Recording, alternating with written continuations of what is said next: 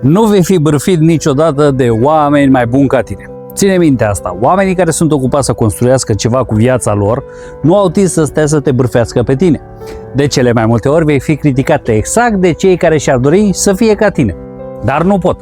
Și asta îi frustrează, îi deranjează că tu ai curaj, îi deranjează că încerci, îi deranjează că mergi înainte, în timp ce ei au rămas pe loc.